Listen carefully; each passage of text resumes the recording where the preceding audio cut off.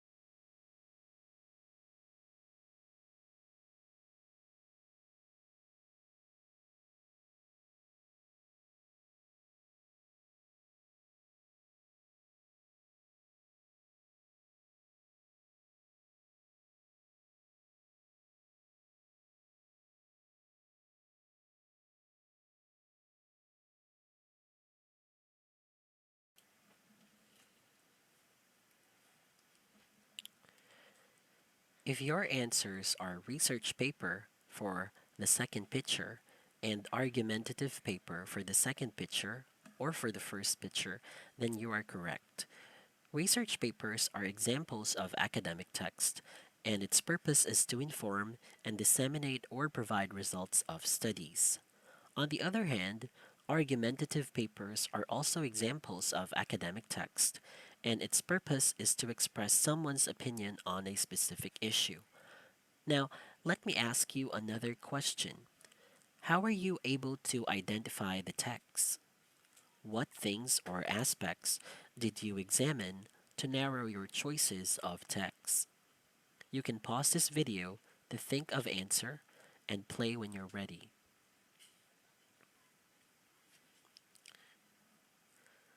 Let's take a look first at the first text.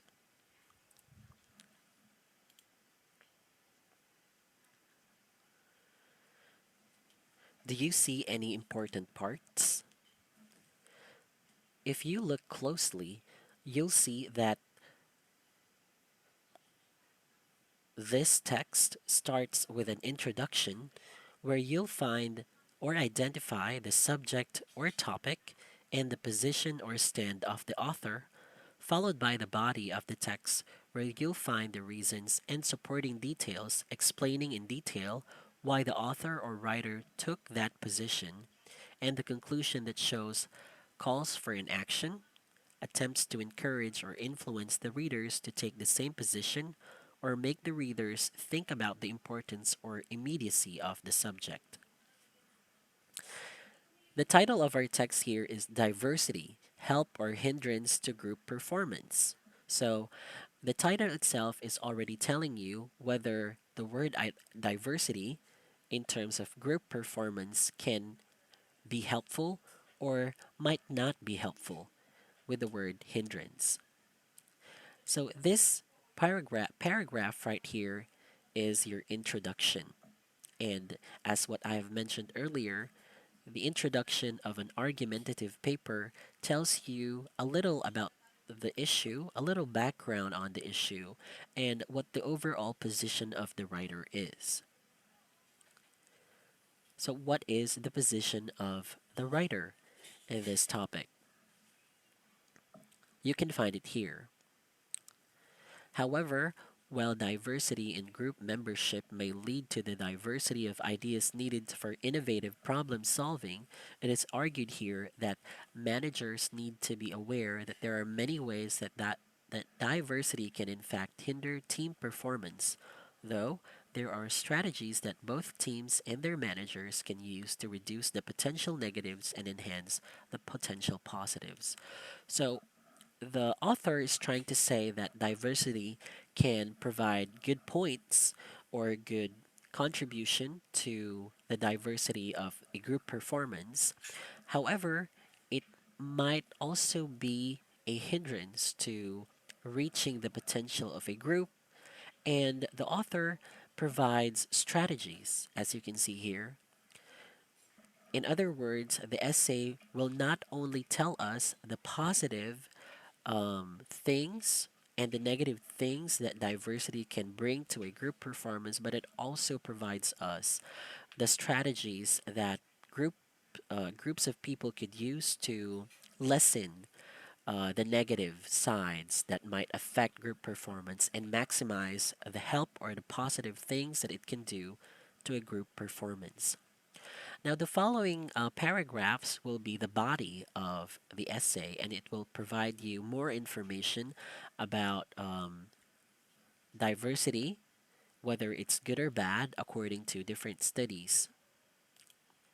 And of course, your conclusion will tell you the final words of the author and the final stand of the author on the subject matter.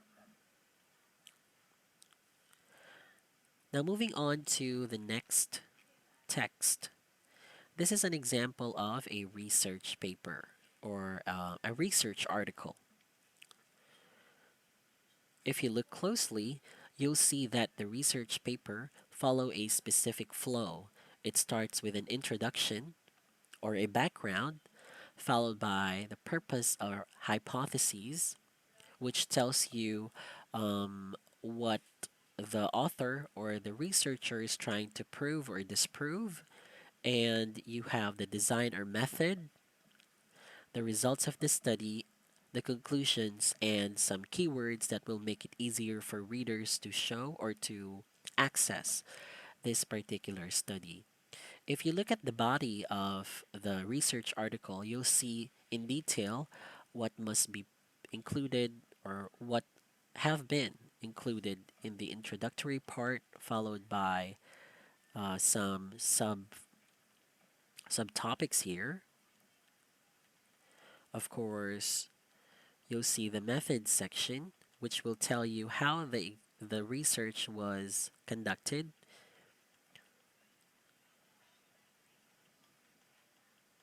You'll also find data analysis, the results of the test or the experiment, and your discussion and conclusion, as well as your recommendations for practice.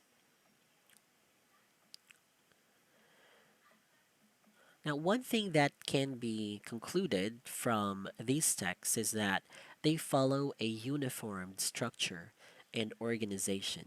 And this is important for both the writers and the readers to make comprehension or understanding easier.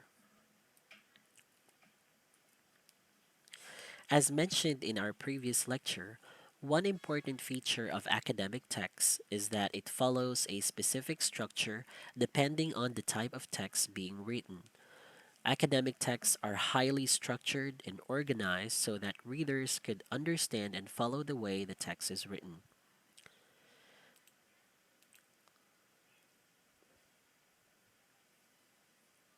So, research papers aims to inform or disseminate information, while argumentative papers, like the one I showed you, intends or its purpose is to argue on a specific topic.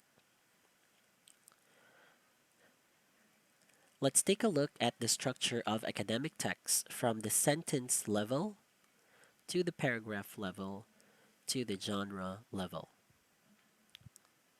In our previous discussion, we learned that academic texts often use complex sentences, a combination of dependent and independent clauses. It also uses sentence variety, third person, and passive voice. Brevity or conciseness in language is often observed. Most of the time, it also uses what we call hedges. Here is an example of a complex sentence.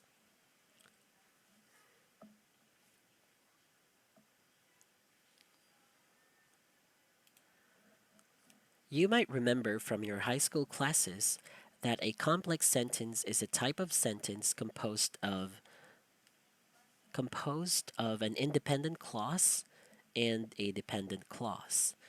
An independent clause is basically a sentence, while a dependent clause cannot stand alone. Complex sentences are longer, often longer as they contain more information. Independent clauses can stand alone, and dependent clauses cannot stand alone, but they have an essential subject and verb, and they usually have what we call subordinating conjunctions. Let's take a look at this example. While several physical changes occurred in the experimental group where seeds appeared to show positive responses to calcium, the control group did not show any growth in length or an increase in number of leaves. As you can see, the sample sentence begins with a dependent clause. It started with the word while, which is a subordinating conjunction. Subordinating conjunctions are words that make a sentence dependent. If you read the one highlighted in orange, this is an example of an independent clause or a sentence. But because the word while here is attached to it, it becomes a dependent clause. I repeat, this whole sentence in orange can be considered already an independent clause because it has a subject and a main verb. However, it became a dependent clause because a subordinating conjunction was added in front of it, the word while. A subordinating conjunction, when added to a sentence, makes the whole thing a dependent clause. Now, this part in pink right here is an example of an adverbial clause, which is also a dependent clause because it cannot stand alone. As you can see, this part right here, seeds appeared to show positive responses to calcium, can already be considered a sentence, but because the word where is put in the beginning of it, it becomes a dependent clause. The whole thing, however long it may seem, is considered a dependent clause. An adverbial clause in this sentence tells you a location where.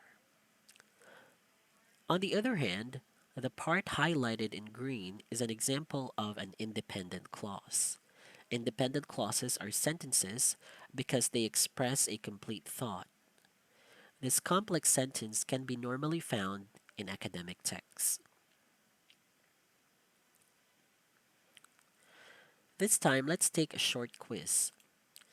Identify whether the following clauses are dependent or independent.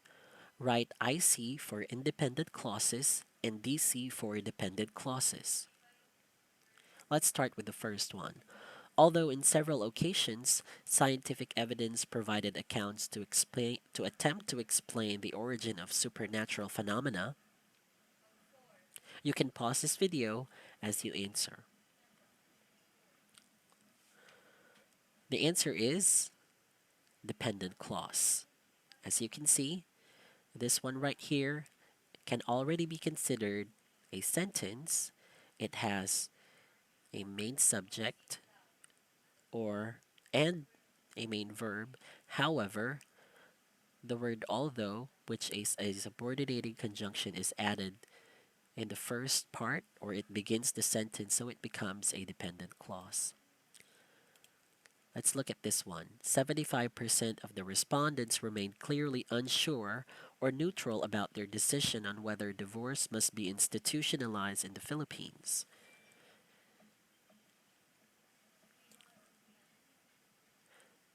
If your answer is independent clause, that is correct. This is a complete sentence. Number three bulbs were selected on the basis of size, technical requirements required by their experiment, and electricity input.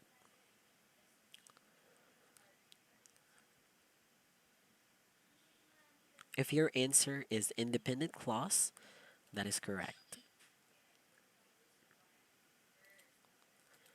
Let's move on to this. Though there was a low threshold register for the following tests conducted to see the pressure build up on the tubes,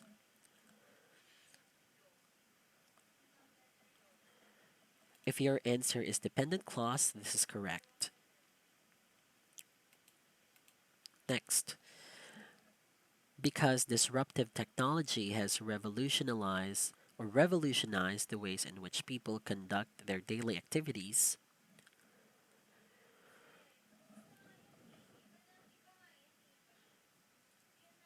if your answer is dependent clause, that's correct. In this next short quiz, identify which part is dependent and which part is independent. Although in several occasions, scientific evidence provided accounts to attempt to explain the origin of supernatural phenomena, science in general still doubts whether such accounts are purely supernatural.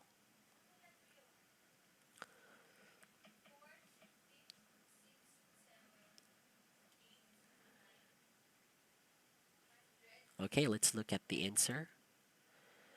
So this part is your dependent clause. It starts with the word although. And this part right here is your independent clause. How about this one?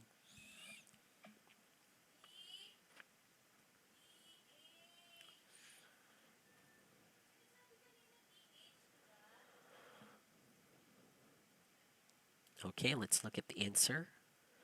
The first part is your dependent clause, while the second part is your independent clause. And finally,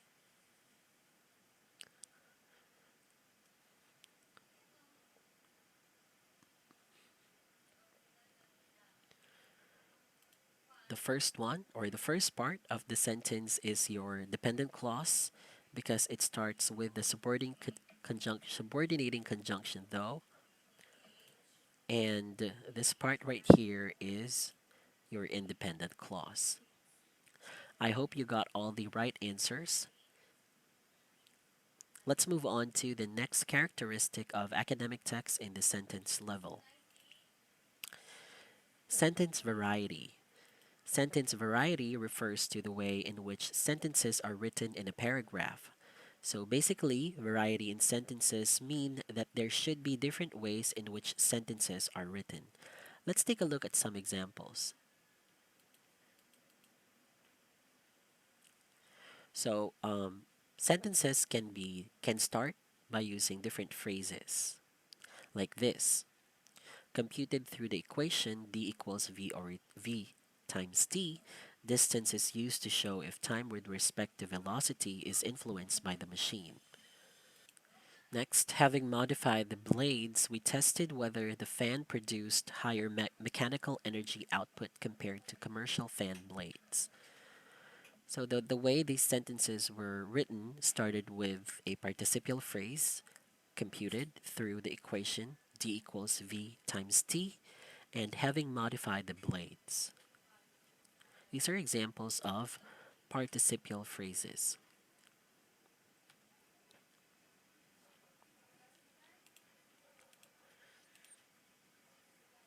Now, I think it would be better for us to understand what are the differences between a dependent clause and a phrase because earlier in our presentation, you learned that dependent clauses cannot stand alone because they do not express a complete thought.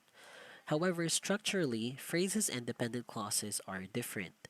Dependent clauses have a subject and a verb, an essential verb, and they only become dependent clauses because a subordinating conjunction is added usually in front.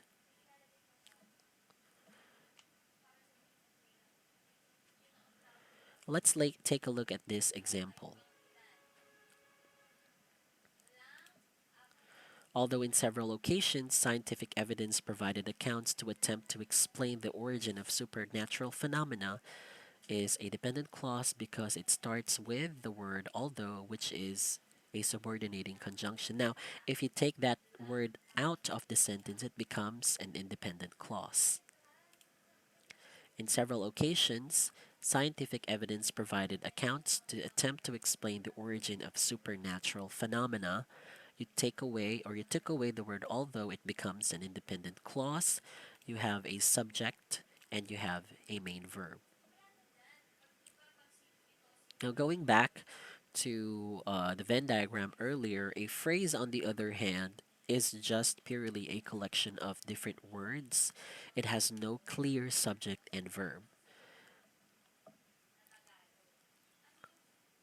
Let's try to see if there's an example here. Um, for example, infinitive phrase, it usually begins with the word to, the preposition to, plus the base form of verb. To compute the usable energy the device can produce, the formula below was used, and by calculating the amount of usable energy the device can produce, and consequently determining the amount of time it needs to charge, several inadequacies were identified.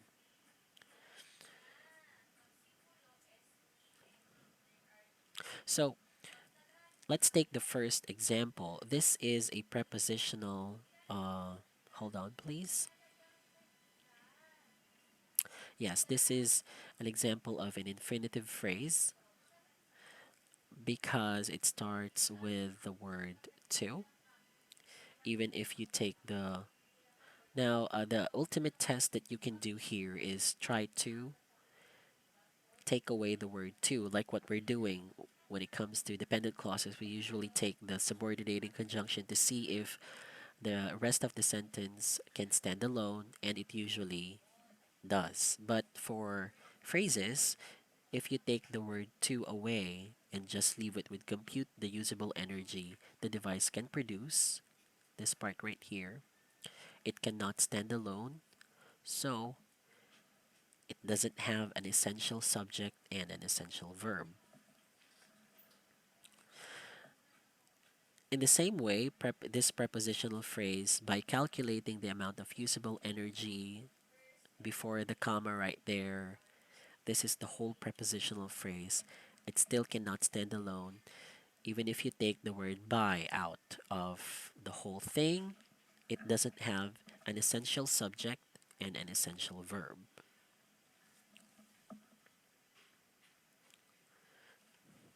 So let's go back again to the Venn diagram. Remember that phrases, they're just a collection of different words.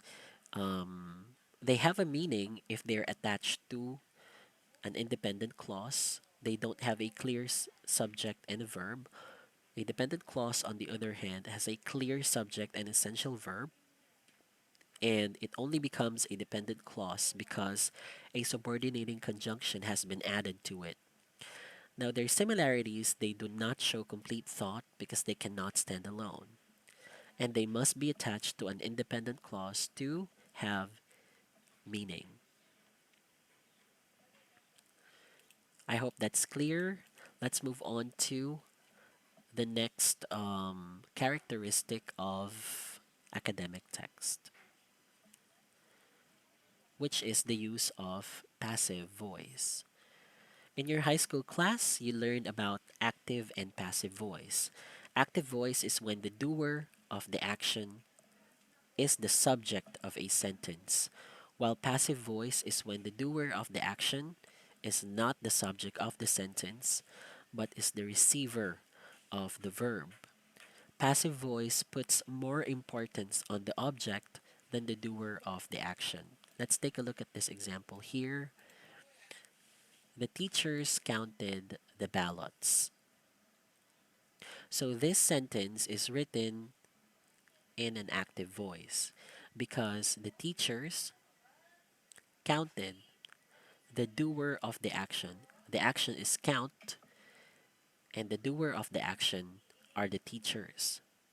In active voice, the doer of the action is the subject of the sentence. The subject of the sentence is the teachers. This becomes an active voice. Remember again, the subject of the sentence is the doer of the action. Now, the passive voice doesn't put emphasis or doesn't put attention to the doer of the action because the action itself or the activity itself is more important. So usually the object becomes the subject, and then the subject, the doer of the action, becomes the object. For example, the ballots have been counted. The ballots earlier is the object only of the sentence written in active voice, but in passive voice it becomes the subject. Now, where's the doer or the agent of the action? It's left out because again, passive voice, they don't in passive voice, the author, sorry, the doer of the action, the agent of the verb, whoever did the action is not important. It puts more attention to the action itself, to the activity itself. Let's look at an example of the passive voice used in authentic text. The aims of this research were to evaluate student responses to the ASM and to group work. Student evaluation of the project was based on a questionnaire at the end of the course. As the project was undertaken in groups of 3, students were also questioned on the experiences of working in groups. As you can see, the sentences in this paragraph do not show um, personal pronouns like I or they. Okay, the sentences are written in passive voice. Most of the time, passive voice are signaled by words like were and was, just like this. Now let's try to rewrite these sentences in active voice and see how how let's try to see the effect of using active voice in articles like this. if you're going to try to transform those sentences in active voice, this is how it's going to look like. The researchers wanted to evaluate the student responses to the ASM and the group work. The researchers wrote a questionnaire given at the end of the course to evaluate the students on their projects. The researchers grouped the students in three and questioned them on their experiences of working in groups. As you can see, it's quite redundant and repetitive. We already know that the researchers did the study, so there is no need to keep repeating them in the sentence. Instead of putting the attention or the emphasis on the researchers being the agent of the action, you have to focus, it has to be more focused on what the activity was or what action was done. And that's how research articles, specifically the methods section, is used like this. It tells you the aim of the research. It doesn't put the emphasis on who wrote or who wrote the aims of the research. Okay? Who did the student evaluation. It's not the focus. It's what was done, the action that is focused on. Another feature that can be seen among academic texts is the use of hedges or cautious language. According to IOE Writing Center, hedging is a type of language that is used to protect your claim or soften your claims. Using language with a suitable amount of caution can protect your claims from being easily dismissed. It also helps to indicate the level of certainty we have in relation to the evidence or support. Let's compare the text below to see the difference.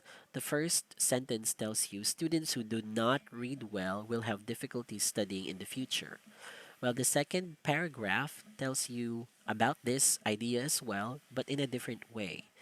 Yen's experimental study that looked into a sample of 1,000 students appears to indicate that for a significant proportion of students, extensive reading may contribute to an improvement in their active vocabulary.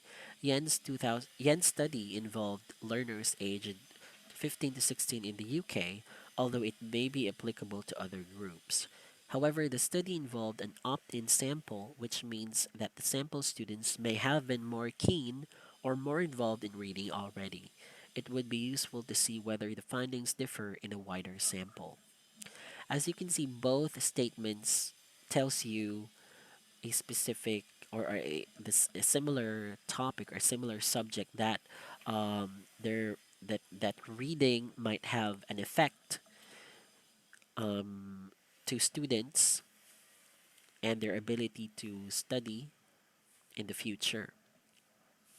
But let me ask you a question, a series of questions. Among these two, which of them seems to be more certain? Or which sentence here, or which among these statements tells you that the writer or the author seems to be more sure of what he or she is saying? Which among these two seems to be more cautious? In other words, which of these statements tries to be more cautious or more aware that some people might not believe readily? Which among the two could be easily dismissed or rejected? Which among the two is more believable and more realistic? Obviously, the first sentence is more certain, it's more sure compared to the second one.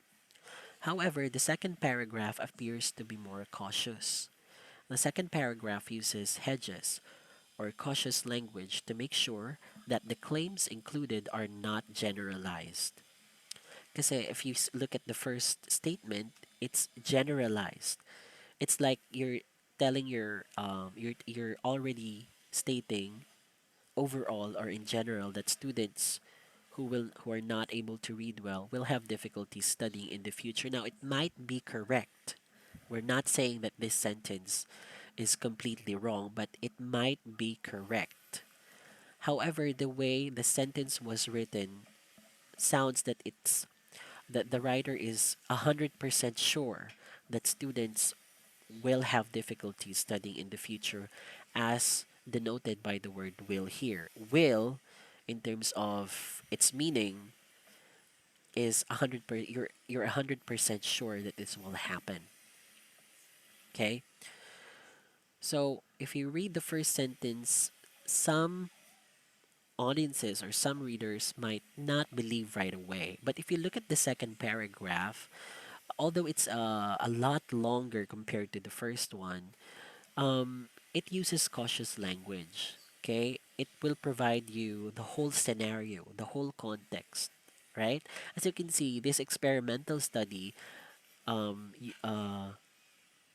included 1,000 students, and there is a result here. Extensive reading may, it did not say will contribute, it used the word may, which is a cautious language, may contribute to an improvement in their active vocabulary. It did not say that it will 100% contribute to an improvement in their active vocabulary, because reading reading as an activity is complex. It doesn't only it might or it might not improve your active vocabulary, because not all students are the same. Yen's study involved learners aged 15 to 16 in the UK, so this is a specific population, because the students can be from grades kinder until college. So you have to be very specific with who you're talking with, these population you're looking into, although it may be applicable to other groups. However, the study involved an opt-in sample, which means that the sample students may have been more keen. In other words, we don't really know if the students involved in the group, we can't really tell if they're just beginner or advanced, because that particular thing was not examined in the study, and it would be useful to see whether the findings differ in a wider sample. In other words, the second paragraph appears to have more validity to it. It tells you more in detail that the situation cannot be generalized, okay? As compared to the first sentence that is very, very generalized. The first sentence appears more sure, but is it always true? Do you think some readers would reject the statement? The statement is obviously dismissible because there are no evidence present to back the claim.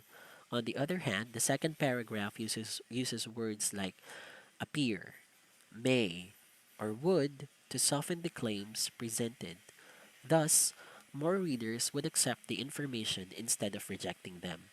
Because you already know that this is a study, there are some situations in the study that is specific only for that study. And we can't say that whatever the result is of the study here is always true for everyone, kasi because there are so many factors that can be that can influence the ability of the students to read, and the ability of the students to um, understand a lot of vocabulary. It's not just the ability to read, but there are many, many, many other factors that could affect whether a student can or will have some difficulties studying in the future. I hope that's clear. Now let's look at another paragraph. There are a number of explanations for why musicians have superior cognitive abilities to non musician controls. First, it is possible that only the more intellectually rigorous people continue with music training once they have been exposed to it. This paragraph basically tells us a number of explanations why the writer thinks that musicians have the ability to be able to think more compared to people who cannot or who are not exposed to um, playing instruments. So as you can see, these words, the author used cautious language or hedging language to soften the claim. For example, it is possible, may, could be, nearly, and it is possible. So overall, in summary, hedging language or cautious language tries to soften your claim because you don't want that to sound as if you're generalizing things. So many things are complex by nature. So you can't always say that something is like this or something is like this because you're not 100% sure that you've already taken so many considerations. You've looked into a lot of factors to show that what you've seen or the result of your study is 100% correct or accurate. Here are some other examples of hedges or cautious language, and these are some examples.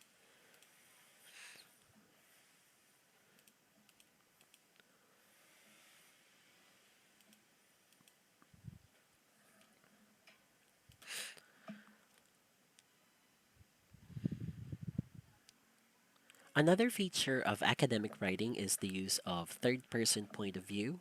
In your English classes in the past, you've studied about point of views. It refers to the position from which something or someone is observed. In academic writing, third person point of view is often used because it doesn't put the emphasis on the author as compared to the first person point of view, I, and doesn't directly communicate with the readers as compared to the second person point of view, you. Third person point of view puts the author or writer in the background so that the focus is the content or the subject of the discussion. As you can see, the first person uses I, me, or my, and when you're reading something like a novel, right, it makes you think that the character of the novel or a short story is actively involved in the story. On the other hand, if you read something that uses the word you, it may feel like you are being addressed directly by whoever is writing or speaking. Like I'm doing right now, I'm discussing things and I use you to talk to you directly. That's the effect of using the second person. However, most academic texts uses third person, okay? Because the author doesn't want the emphasis to be put on the person or the author himself or herself. Of course, however, depending on the type of text you're reading and writing, there are academic texts that also use the first person point of view, even in highly formal texts such as research papers. Again, let me repeat that for you. Earlier, I told you most academic texts use third person because they don't want the attention to be on themselves. They don't want to emphasize who the doer of the action is. They want they want themselves to be um, backgrounded, and they want the content or the information to be discussed first. However, there are academic texts depending on the topic, depending on the text, depending on the genre that uses first person. And you'll see that even in highly formal academic texts such as research papers. Let me show you an example. Now this one right here shows you third person point of view, but this one right here shows you same text ito ha. It shows you uh, the use of personal pronouns, first person point of view. Because the analysis is focused on labor participation, we only included individuals in their working age.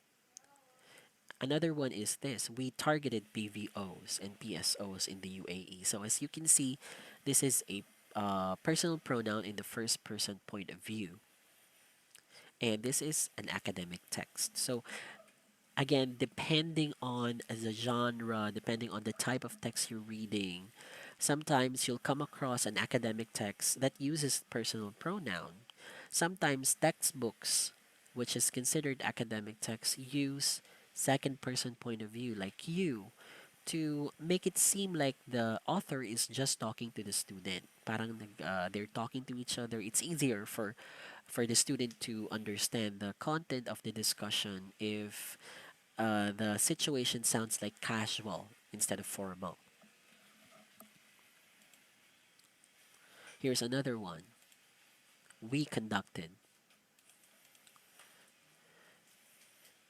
In summary, in the sentence level, academic text often uses complex sentences, observes sentence variety, uses passive than active voice, uses cautious language or hedgers, and uses third person. Now let's move on to the paragraph and genre levels. On the paragraph level, academic texts still follow a specific structure. Just like any other text, a paragraph starts with a topic sentence followed by supporting details. It also often follows paragraph development, which refers to the way in which the paragraph tells you an information. We will talk more about paragraph development on a separate discussion. On the other hand, on the genre level, academic texts follow a specific structure based on the requirements of the genre or the preferences followed by a specific discipline.